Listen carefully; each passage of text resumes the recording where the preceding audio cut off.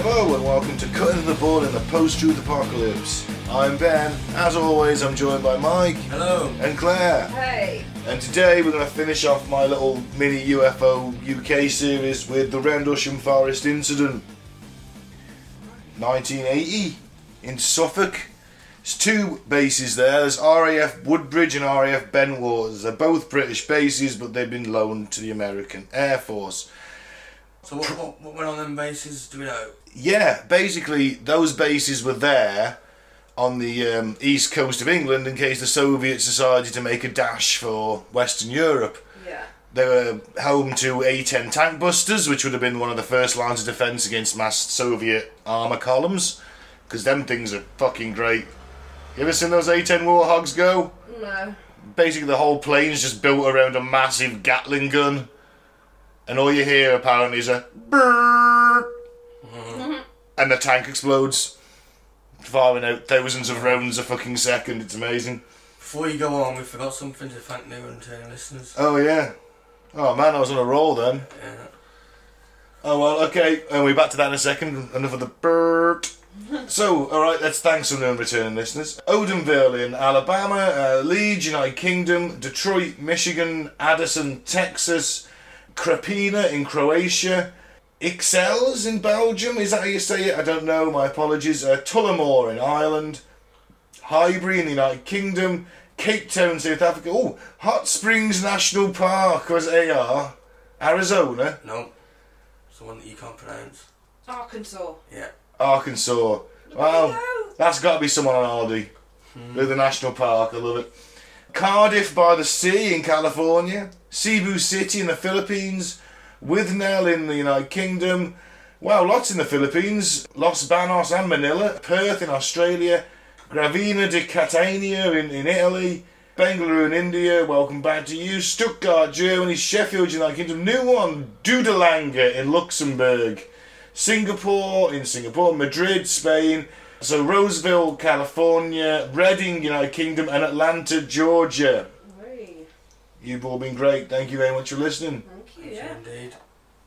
Right, now where was I? I was creaming over the A-10 Warthog and its anti-tank capabilities. Yeah, also, although no government will ever admit it, the British, because they don't, or never admit to having nukes stored on their soil in a public forum, and the Americans who don't tell people, we did have. They're all on subs now, aren't they? Yeah, this is 1980 and we're still using planes to drop nukes. Yeah.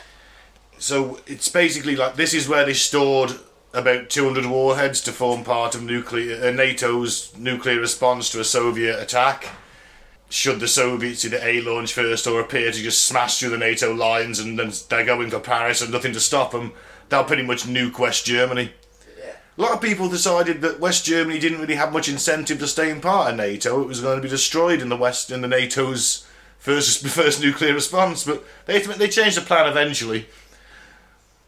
You know, not much reason for them to stay in the club if they're just going to get nuked. If the Soviets do roam and stroll across Berlin. Yeah, so it's a crucial base. You can't imagine the security of this base, or certainly the importance of it. It's the most important. Probably the most important American Air Force base in the country. So, the sightings that became known as the Venetian Forest incident began at approximately 3 AM on the morning of the 26th of December 1980, Boxing Day.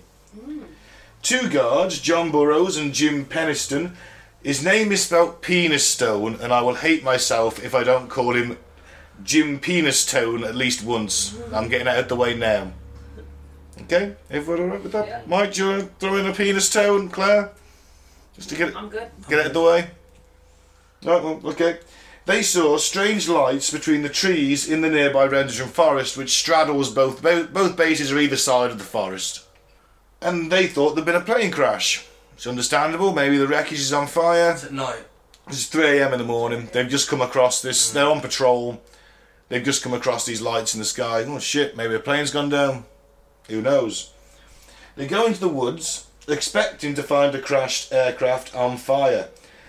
What they find is a landed triangular-shaped craft in a clearing. They approached it both in a state of disbelief, and upon getting closer, the craft took off vertically, and once it cleared the treetops, it sped off at astonishing speed. That's not the whole of the story, though. When they got back to the base, both of their watches were 45 minutes behind.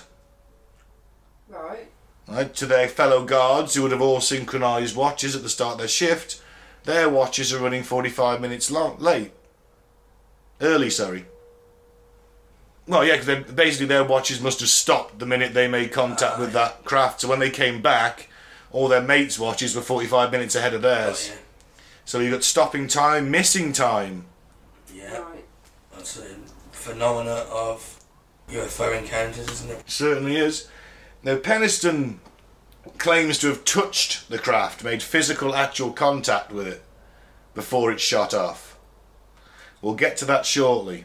So, how many of them are... Just these two guys at this point. Does the other guy back him up that he touched it or not? He has not been on record as saying what happened. Why not? Didn't want to speak about it? Don't know. Maybe he doesn't talk about it. Okay. It's all... something Well, I was saying that it's the ridicule, isn't it? You know. Yeah, of course. Yeah. So, now the notice is that the craft is actually covered in kind of, what's the Russian writing called? There's a specific word for it. I forget it off the top of my head. I watched it earlier and I can't remember what it is. But anyway. Like hieroglyphics? Yes, yeah. Almost like hieroglyphics. You know, little weird shapes, etc. Now, Burroughs and Peniston were both career airmen, and they were trained in aircraft recognition, but this was like nothing they'd ever seen. It makes sense, and then they would have been trained. I mean, even me with my limited thing in the reserves, I was trained to identify stuff that was friendly and stuff that wasn't. The silhouettes, things like that. You might know exactly make and model of Soviet tank, Western tank, whatever. Yeah. These guys would have been doing it with aircraft as well. Yeah, bird watchers as well. Hmm? They cut the jizz of the bird, don't they? I beg your pardon? Yeah. Have you been out wanking birds off? I've been trying. You're going to give it a try, haven't you? It's hard to catch them. They call it the jizz. Right. This is the sort of... silhouette? Yeah. Of the bird. Okay. So they made a report that they'd seen these lights in the woods, and nothing really happened about that because 2 days later, although he got about the base, don't get me wrong, Burroughs and Peniston were chasing UFOs in the woods. You know, Halt's aware of it as a deputy base commander, and he's like, well, you know, it's alright, so we'll let him have a bit of fun with it, because remember, this is 1980s Cold War American base on British soil. These are teenagers.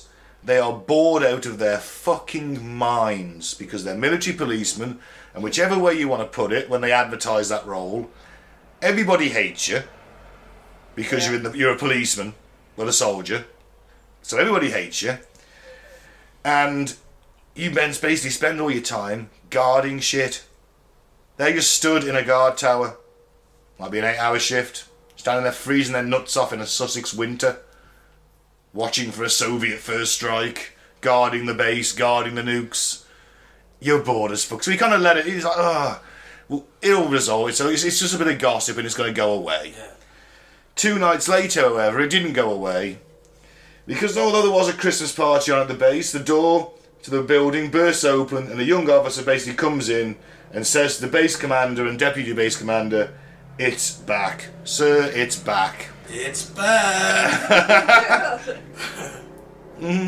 So there's no formal recording of the incident? Oh, the report was written originally, but it's like, we saw these strange lights in the sky, we went out to have a look, and they didn't put down it was a UFO because they'd have been considered fucking crazy. These are career guys, they're in for the long haul.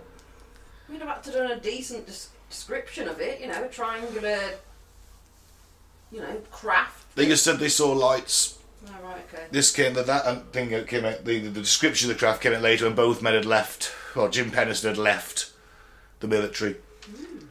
So he says it's back. Now the deputy base commander is a man by the name of Charles Holt, Lieutenant Colonel Charles Holt. Now you don't get to be a colonel in the US military, especially on their biggest stockpile of nuke base, if you're an idiot. And Lieutenant Colonel Charles Holt is a very sensible man. Very sensible. Have you heard him speak? My God. Very sensible. He always used to carry a small tape recorder around with him. Okay. Just the way he did things, if you're going around, he'd be recording notes to himself, listen back to later, and see what happens. You know, it's one of them things, just one of his tools to help him do a better job. Mm-hmm. Now, he went out into the woods that night. He took a detail of men with him. He's got his tape recorder. And what we're going to hear now is a little bit of him on his tape recorder in the woods, looking at these lights. Okay.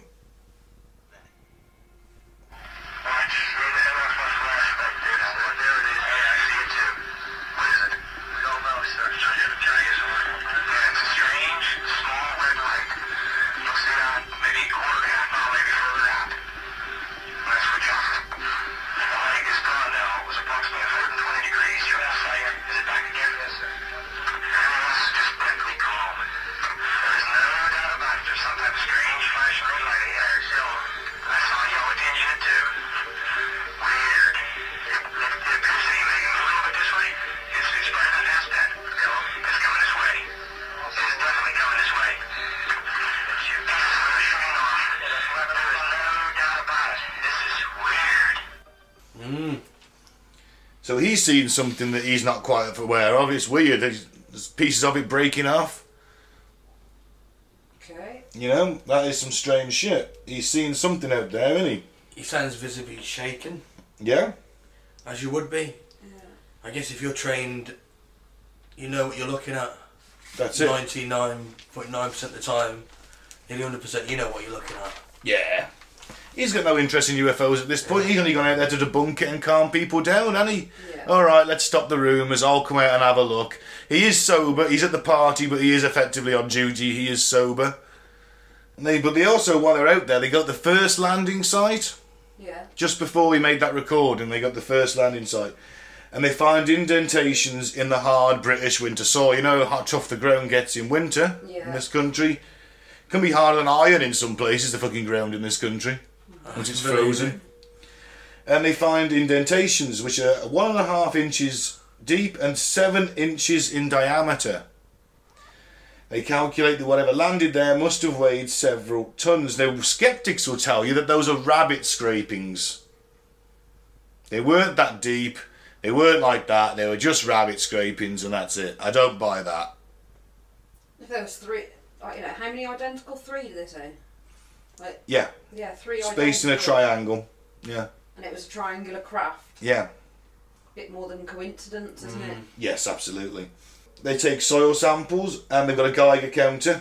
Did the trees, did the surrounding. Guess what? They're also all showing higher than normal background radiation.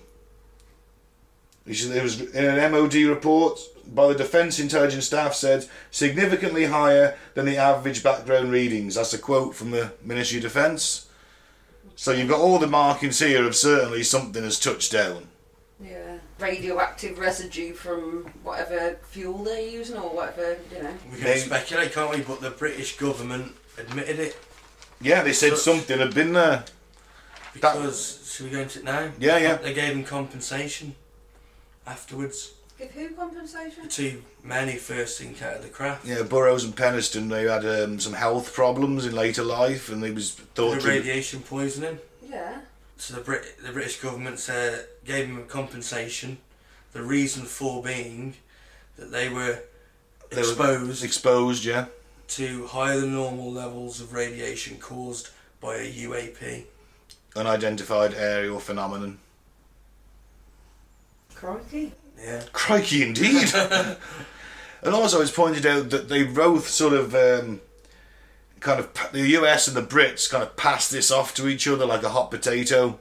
Like the Americans didn't want to deal with it because there's been something in their airspace on their largest nuke carrying base in the country, and the Brits don't want to deal with it because they see it as an American problem and not theirs. America counters and says, yeah, but we were off base and we saw it, so it's technically your problem. And the British are like, nah, it's your guys investigating it, it's your problem. And it gets passed back and forth, and in the end, Lieutenant Colonel Holt is asked to write a memo where he kind of downplays the whole situation in a hope to get the Brits to take it. Yeah. Yeah. And that is the famous Halt Memo. And even though it is downplayed, it still mentions lights and stuff in the woods. So I'll read it to you.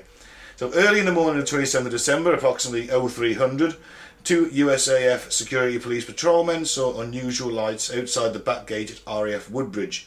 Thinking an aircraft might have crashed or been forced down, they called for permission to go outside the gate to investigate. The on-duty flight chief responded and allowed 3 patrolmen to proceed on foot. The individuals reported seeing a strange glowing object in the forest. The object is described as was being metallic in appearance and triangular in shape, approximately 2 to 3 metres across the base and approximately 2 metres high. It illuminated the entire forest with a white light. The object itself had a pulsing red light on top and banks of blue lights underneath. The object was hovering or on legs. As the patrolman approached the object, it manoeuvred through the trees and disappeared. At this time, the animals went on a nearby farm, went into a frenzy, and the object was briefly sighted approximately an hour later near the back gate.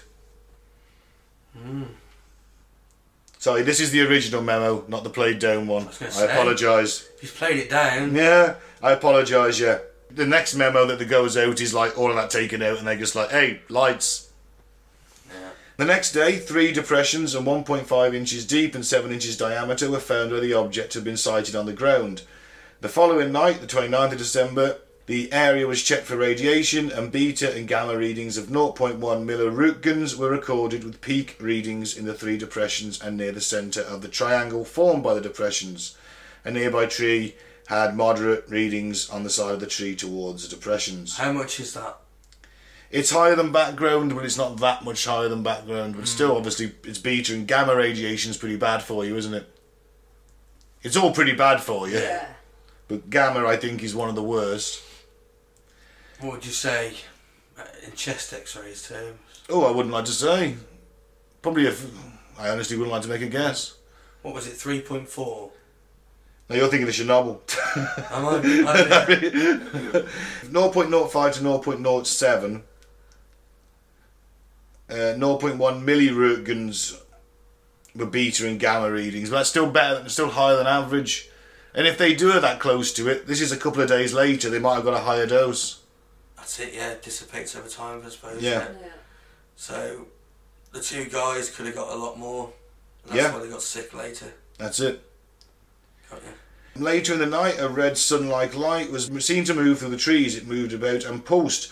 At one point, it appeared to throw off glowing particles and then broke into 5 separate white objects and then disappeared immediately. Oh, that's weird. Immediately thereafter, 3 star-like objects were noticed in the sky, 2 objects to the north and 1 to the south, all of which are about 10 degrees off the horizon.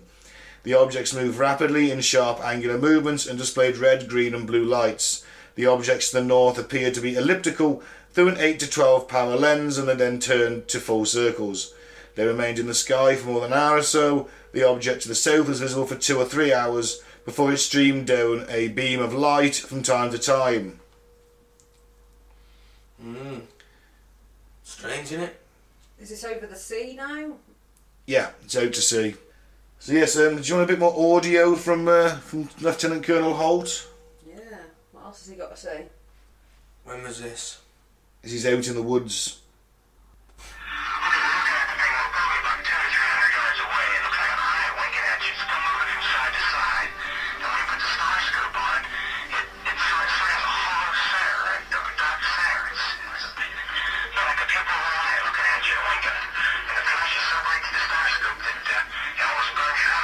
So they're looking out through a night vision scope, and it's it's burning their eye. It's not burning their eye, but it's painful. This thing's bright. It's moving through the woods. It's got bits of dripping off it. Strange, isn't it? What does it say? It blinks like an eye. Yeah. Let's listen to a little bit more of him. Farmer's field.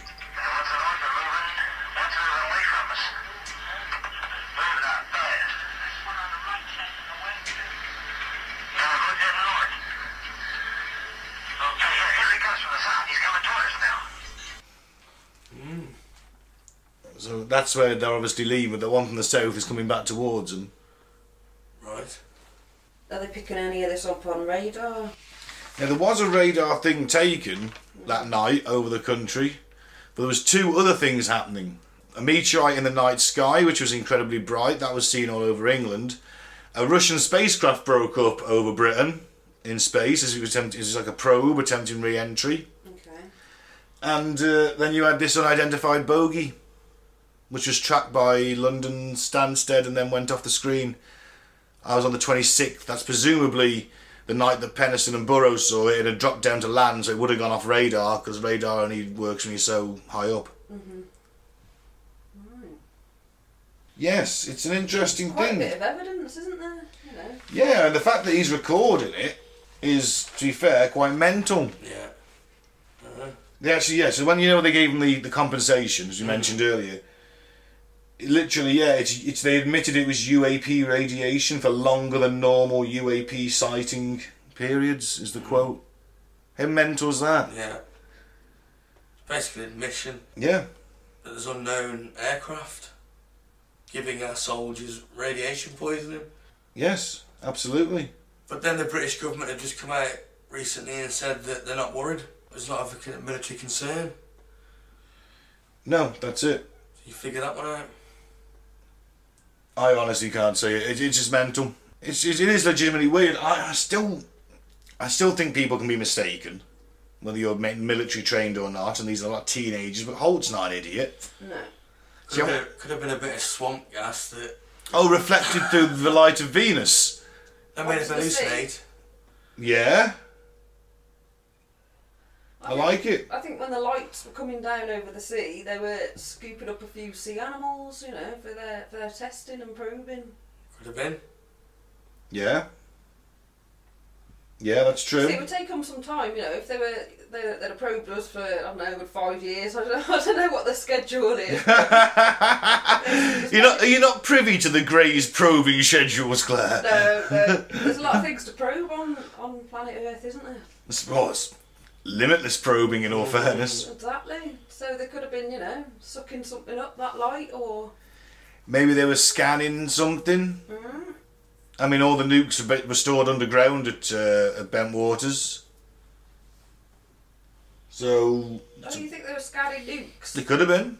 They have aliens tend to have an interest in our nuclear weapons storage. Supposed aliens. Yes. So until we know for sure...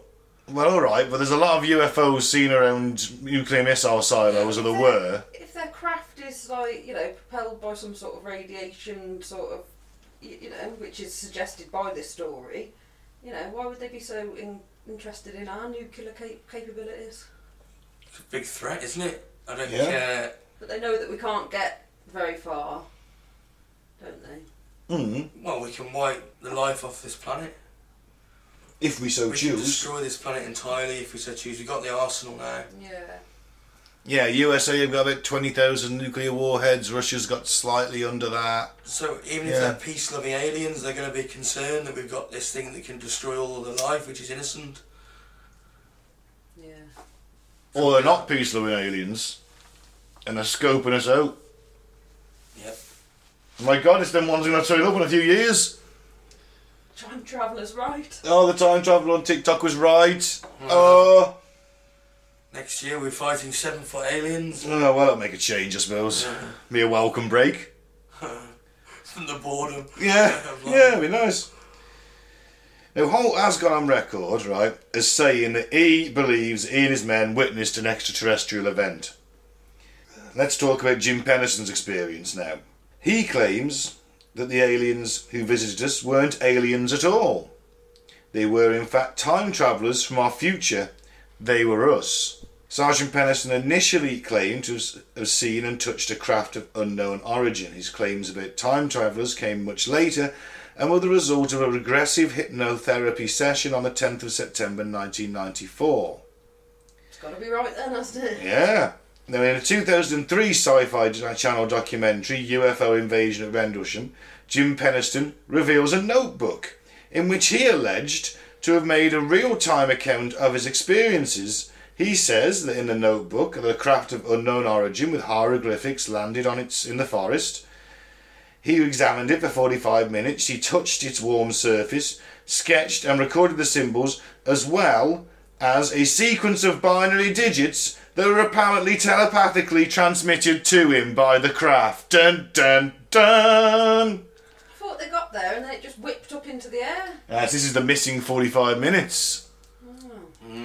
That's been brought out through the hypnosis. Yeah. So, yeah, they might only be able to remember that when they first encountered it, then the radiation might have done something to them.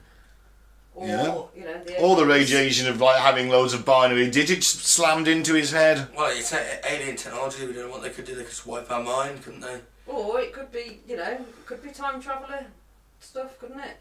They could Yeah. have Yeah. the power to almost stop time, and that's why their watches were. Well, wait till you hear what the message was, because Go on. the binary codes. 010111. They gave it to a coder to figure out, computer coder to figure out what it actually meant. This is what apparently he was telepathically Given. Yeah. Do you want to hear what he said in his hypnotherapy first? So they're asking me, this is Jim Penniston who's speaking to the hypnotherapist. Right? So they are asking me if I see binary code. I see the binary code. They are time travellers. They are us. How far in the future? A long time. Very long time. And what do they need? Not sure, but it has something to do with chromosomes or something like that. And how do they get that? They take it. From where? From other people's bodies. They were interrupted. They are having problems. The odds are against them.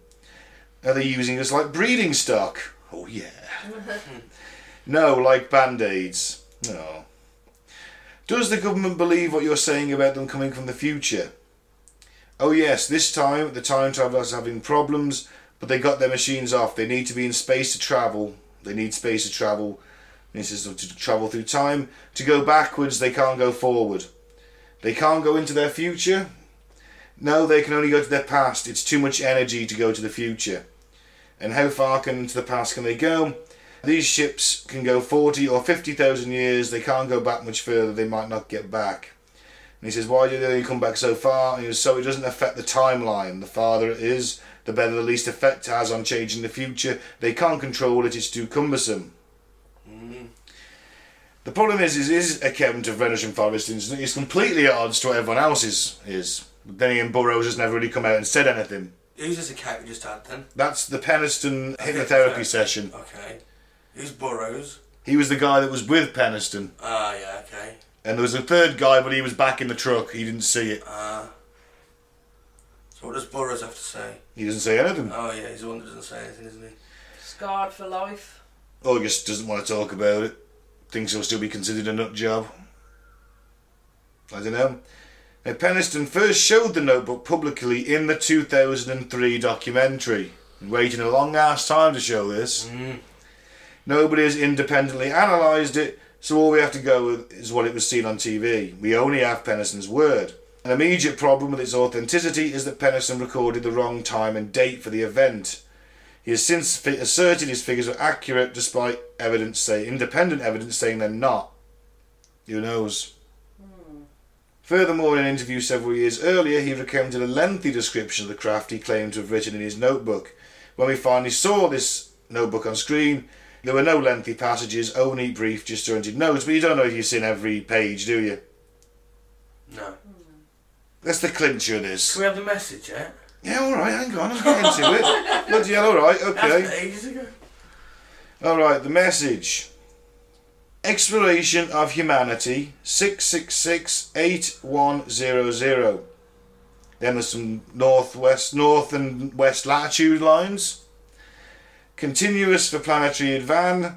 Fourth coordinate continued UQS CBPR before. More coordinates, and we'll get to what they are in a second. Eyes of your eyes. Origin. More coordinates. Origin. Year 8100. The coordinates include the Great Pyramid of Egypt, the Nazca lines in Peru, the Temple of Apollo at Naxos, High Brazil, which is an Irish Atlantis. It was included on maps in the early Middle Ages, an island being off the west coast of Ireland. And it was seen as being this Celtic Atlantis.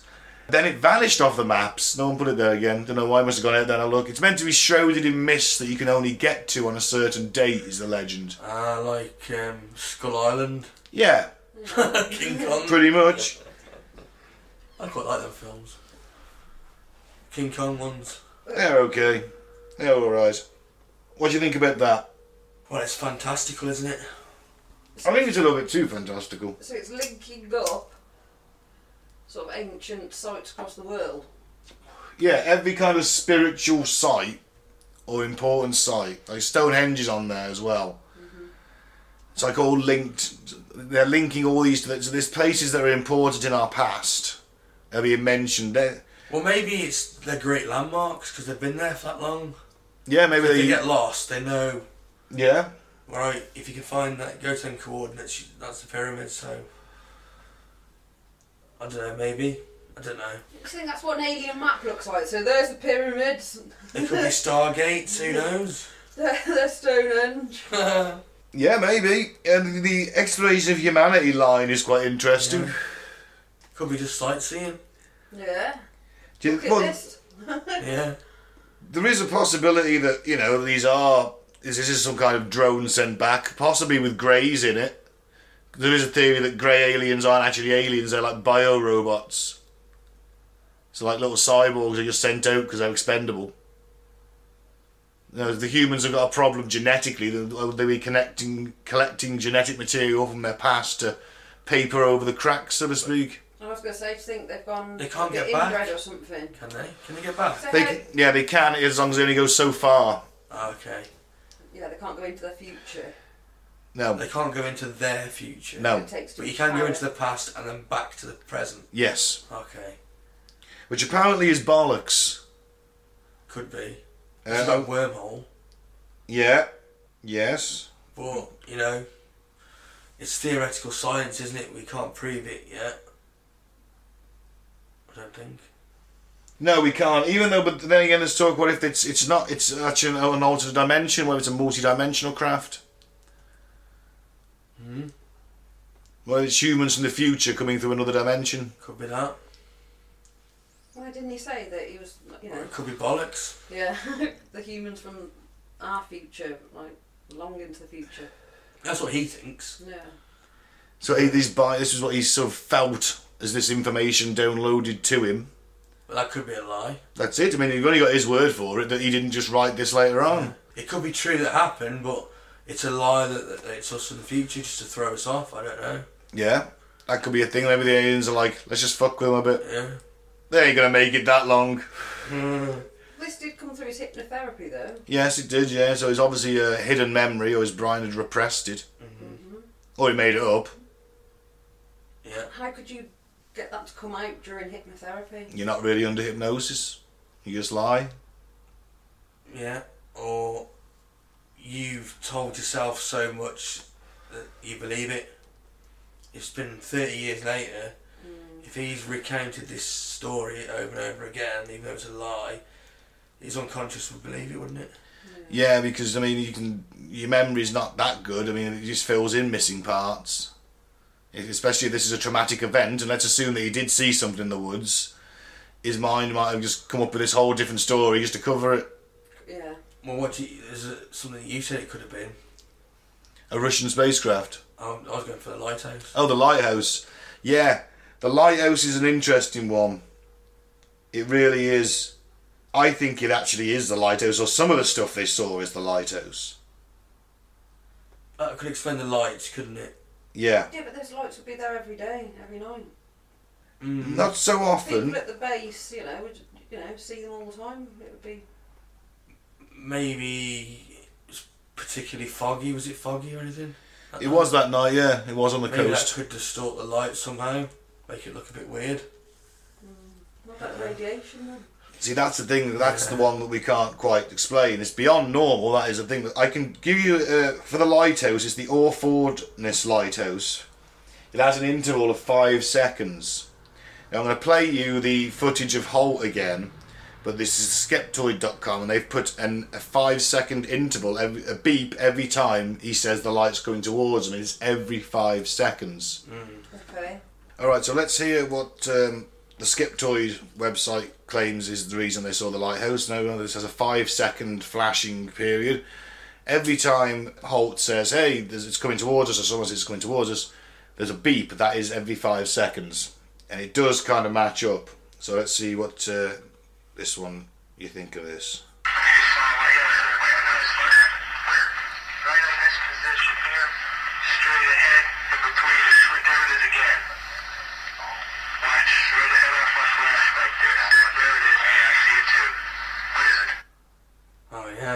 matches completely, isn't it? Yeah. It is quite interesting. Now you see, actually no, I'll get to that at the end. Right, last debunking theory. This is by a guy called Dr. David Clark, and we've had it before briefly on Weird News a while back. Basically, the SAS were doing a mission where they had to sneak into bases like this. It was like a joint mission. And a couple of them got caught, they parachuted wrong, took them into the base, they got caught. And they got roughed up a bit and called illegal aliens by the Americans who were there. Mm-hmm. And they felt that they probably got roughed up a bit too much. I mean, yeah, alright, you fucked up, we're gonna, you know, your special forces, we're Air Force personnel, you should be fucking, you know, give them a bit of a slap. And the SAS would probably expect it for getting caught. And they roughed her up a little bit too much. So they said, alright, well, these Yanks want to see aliens, we'll show them aliens.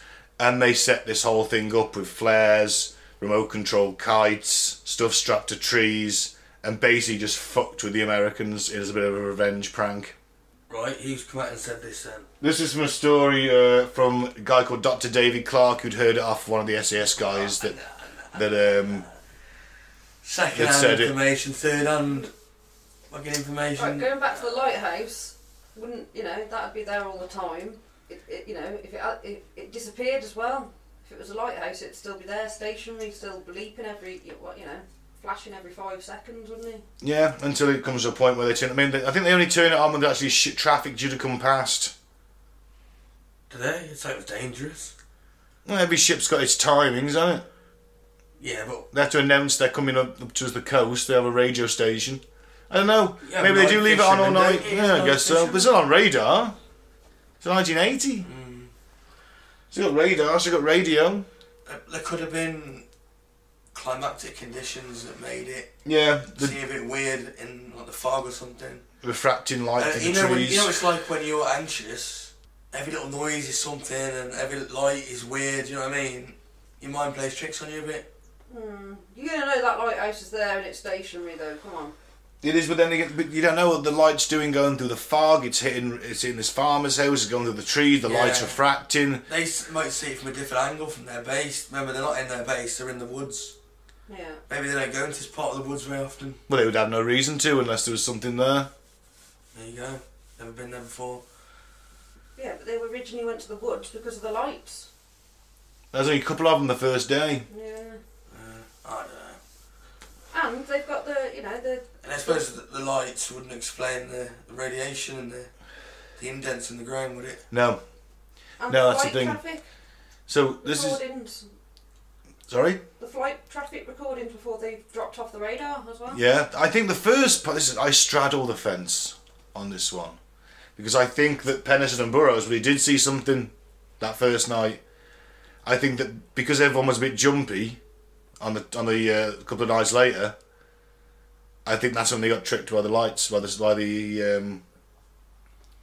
lighthouse. Could have been. I think the first night something happened. They saw something. Whether the binary code and all that is true, I wouldn't even touch that with a barge pole, because we've only got his word on that. Yeah, that is fantastical, isn't it? It's quite amazing. It's too amazing to be true. You know, and the fact that he sat on it for 30 years, and then when the interest was drying up from it, so, oh, look at this notebook I found. Yeah, that's a bit sus. But the fact that it come out under hypnotherapy, you know. That depends on whether you take hypnotherapy as a credible testimony, isn't it? Yeah. That guy who did it wasn't asking him leading questions, he was asking him to explain what he was saying, that's how you should do it, because sometimes they can lead you down a path because you're in a suggestible state. I mean, sometimes I agree with it and sometimes I don't. I think it's a bit iffy, to be honest. I think it can be. You can con them, can't you? I think it can be conned. On the second night, there was, things moving north and south. It wasn't, It'd be light splitting off the trees through the fog. Could be hitting something on the way through. Who knows? Yeah. Obviously, the government admitting that they got radiation from something. Yeah, that's the first night. That's where I think something happened. Yeah. We've actually got physical evidence, haven't we? Yeah. High radiation readings, the indents in the ground, and the government admitting it. So yeah, remember the news. Happened, I think. Remember the News of the World ran this as well. UFOs land in Suffolk. It's official. was the headline. You know, as much as I hate that newspaper because it's Murdoch owned, it's like it used to be the Sunday Sun, basically, didn't it? Yeah. Then they got shut down for recording murder News victims. of the world, you mean? News of the world. And they got shut down for recording murder victims' fucking answer phone messages. That's Piers Morgan, wasn't it? Everyone forgets that. Oh yeah. So yeah. But that got me in. They used to run alien stories all the time, and apart from the Weekly World News, which is an American tabloid, which I used to get from the shop in Dawley of all places, right? It was full of fabricated mad bullshit. News of the World used to run stuff exactly like there'd always been once a month there'd be an alien story. I was abducted by aliens, Rendlesham Forest, something. There'd always be an alien story somewhere in there, and it got me into this as much as any other publication, even though I hate it. But yeah, I straddle the fence on this. It's the one I should really believe. I mean, I do think something happened on the first night, but the second night, all the hieroglyphics and all that, and the message. Nah, I don't go for that. No, I'm a bit iffy on that one. I believe something happened. Yeah, the government's admittance. That's the clincher. Yeah, Absolutely. In fact, they paid them compensation. That is nuts. So, we all give us our piece on that, Mike. You happy? You done your bit? Yeah. Yeah. Alright, you got any fucked up facts? Yep. Alright, we'll end on them. Can we have the jingle, please? Facts, fucked up facts, facts. Mars. Facts. Mars sometimes hums, and scientists don't know why. Fucking aliens, mate, that's why. Yeah. It's the alien base. Must be. Doesn't the moon fucking ring like a bell? Yeah. Maybe these old planets have got their own fucking sound. Maybe there's a for all we know, we can't hear it. Orchestra. Yeah, well, for all we just can't hear it. Maybe there's a galactic orchestra where we can tune in. It's playing fucking Beethoven's Ninth or something. Oh, I'm sure the Earth gives off a bit of a hum, doesn't it? It does. It does. So maybe that's like the barbershop quartet, the Earth. Yeah. Makes sense to me. Yeah. Neptune's an organ. Yeah. Pluto. Yeah. Pluto's a triangle. Pluto's a triangle. Yeah, out there. Bing. Actually, not a planet anymore. It's been kicked out. No, yeah. Yeah. Tragic. It's because it's smaller, is it, than everything else? So it's just like, you're not a fucking planet anymore. Yeah, they were like, nah, actually, it's too small to be classed as a planet. It's like We've got loads of them around us. Yeah, we don't want any more. A tenner penny. Yeah. It's a dwarf planet now, isn't it? It's a dwarf planet. Yeah, it's been relegated a little bit. No one wants to live there anyway. It's too fucking cold. Oh god, yeah, it's just covered in ice, isn't it? You don't want that. You have a summer like once every fucking 1,000 years when it comes a little bit closer to the sun. Yeah, the summer's like -200. Yeah. Oh, but with shorts on it. There would be that one guy, wouldn't there? There would still be some bloke with shorts on. That is top one. Yeah, top on and bad tattoos. So that's how you know it's summer in England. A faded bulldog tattoo on some fat man's chest appears. Normally a Geordie. They punch horses. Do they? They do, yeah. Happened once at a Newcastle game. There was a bit of a scuffle and the bloke punched a horse. Just like the Olympian. Well, not looking like the Olympian, this guy jawed it. And the horse might have attacked him after that. It's pretty good. They're trained police to. horses. Yeah. Just minding their own business. Yeah, they're still trained to attack. They're just not trained to bite your face off like they used to be. The fact? Yeah. There's a fact that cavalry horses used to be able to train to bite your face off. Despite almost turning to soup in the cocoon, butterflies can recall trauma experienced as a caterpillar. Oh. Oh, that's tragic. I'll never look at a caterpillar another way again. What sort of trauma is that? Like falling off a leaf? Maybe been attacked by a bird. Yeah. Having a massive human looking down at it. How did they figure that out? Yeah. No idea what they are. I've got a traumatised butterfly here. Yeah. Oh. Wait, so they turn to soup in the cocoon? Almost. They're pretty much turn to liquid, don't they? And then they... I have no idea. I didn't Metamorphose. know that. I just thought they just grew wings and went a bit bigger. No. I didn't know they almost like liquefied and then came out as a butterfly. They liquefy and then Totally transform. regroup. No way, that's awesome. Why haven't we harnessed that technology? Why is no one looking at that? Why are we making killer swarms of nanobots? What are we going to do with that? Give ourselves fucking wings! Then we'll have peeping toms flying at us. Is that all you're worried about? I was just looking at the window behind you and I was just imagining people with wings going, oh, what are these people doing here? You know, go into a cocoon and come out as like the best of us, the best version of ourselves. If you get Captain America'd in the tube, that's a metaphor right there. He goes into like a cocoon, gets pumped full of liquid, comes out as Captain America. Maybe we could do that. Go in a cocoon, come out ripped as shit and a foot taller. That'd be awesome. Why is no one looking into that? Then we can face those aliens next year. Exactly. Why isn't it? Just we could do it along with the COVID thing. Bang everyone in a cocoon, inject them full of super soldier serum, ready to fight the aliens, wouldn't we? Boom. That's a total amalgamation of so many conspiracies and ideas. Yes. Stick some nanobots in there as well. Why not, Ben? Well, Tony Stark had nanotech. I don't think there was a Tony Stark about though, unless Jeff Bezos has been working on it.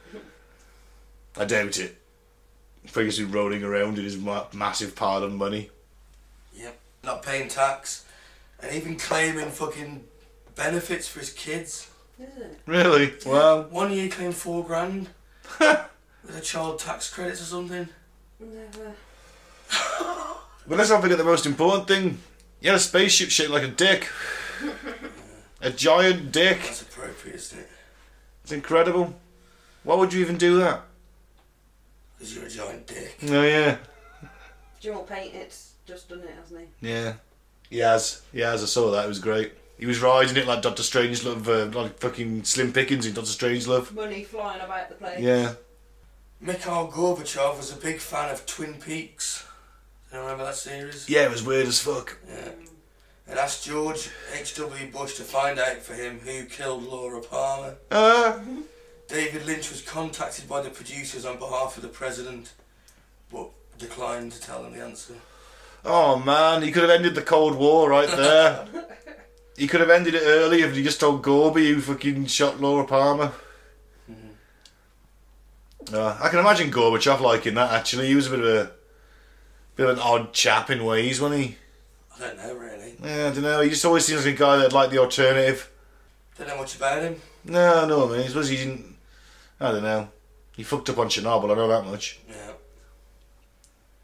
Can anyone guess what the oldest joke recorded was about? Go on then. Across the road? No. A dinosaur that ate your daughter. One-eyed dinosaur? A saber-toothed dinosaur. No, it was from 1900 BC. Oh, right. It's probably a dick joke. Close. Oh, he fucked your mum or something? No.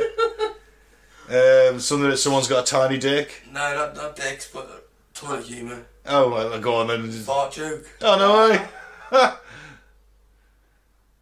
Man, imagine being there for the first time when someone farts, you're all sat at the table and someone's got a proper ripper.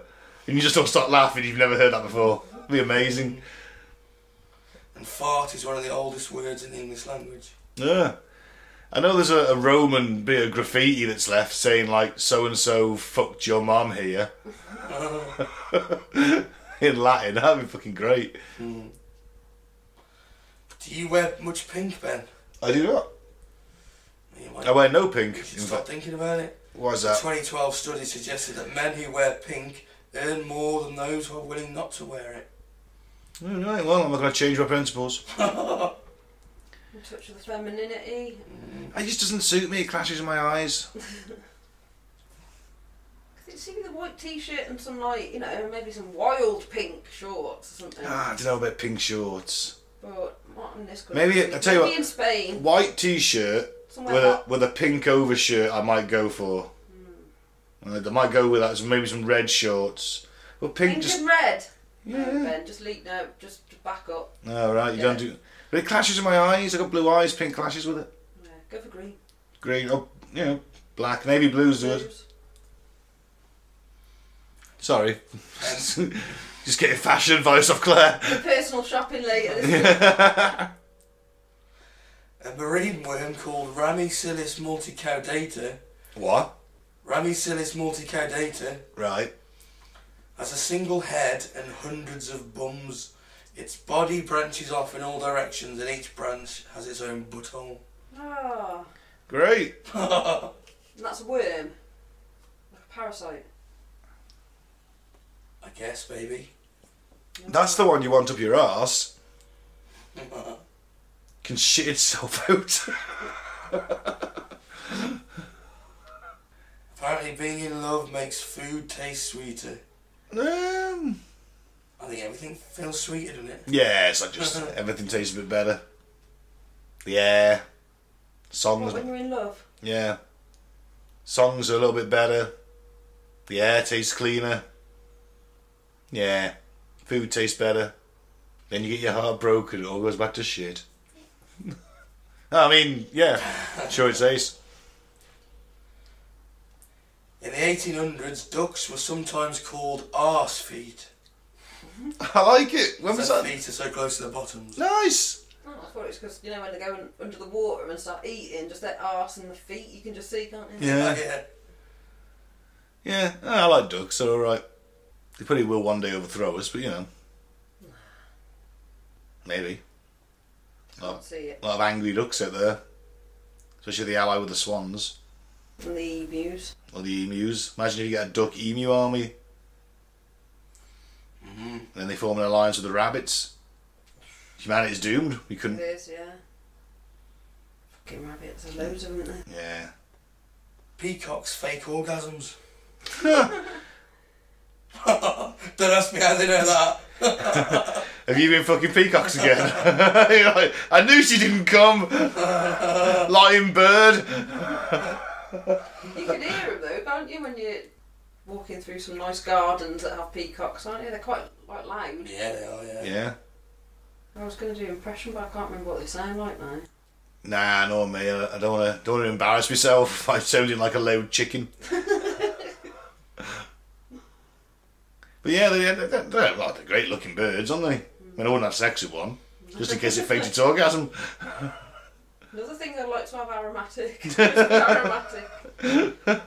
Swan and peacock. Mm. How about a pizza? Pizza. Swan and peacock pizza. Well, I'd try it, but it's very illegal. You can't have a swan for a start, they're the queens.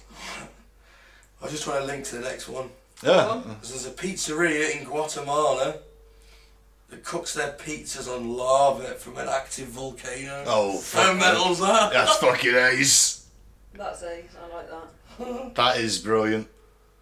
I want to go there. It's no new life. I've got a new life goal. They siphon a bit off, do they, don't you think? Maybe this is a bit running under the shop.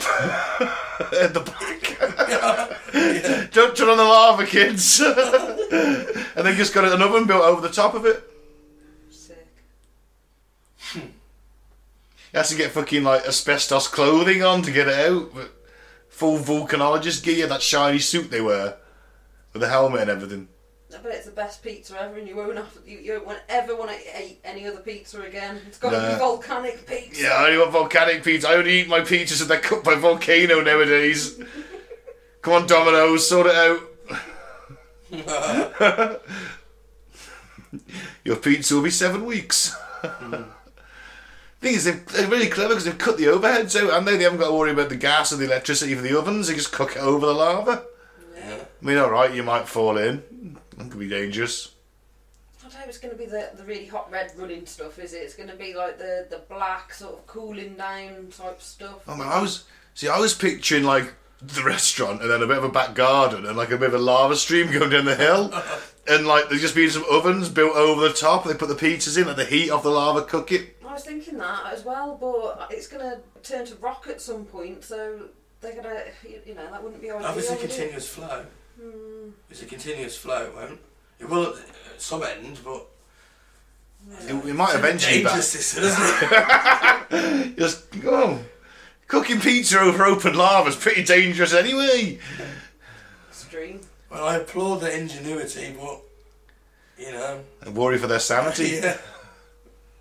It was not uncommon for Victorians to keep hedgehogs as kitchen pets to eat beetles. Ah, I like it.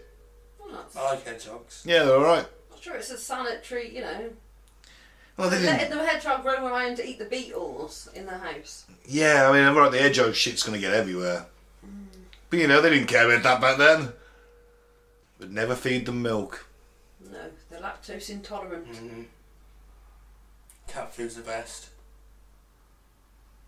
Or just water. Cat food and water, yeah.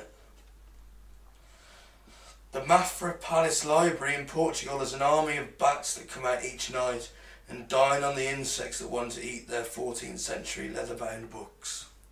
No way. Oh, I bet a fucker if it's during the daytime and something spooks them and the library's full and all these bats just start fucking attacking everything. I was going to be cleaning up the bat shit in the morning. Oh. They want to eat the books. The beetles do, yeah, the insects. Yeah. So, you know, have an army of bats sent out each night. Then they all retire into the rafters. Yeah. Oh, that's ace. I like it when like nature and people come together. Oh, you've been killing slugs for ages now. Shh. You won't let them eat your plants, will you? No. Why not?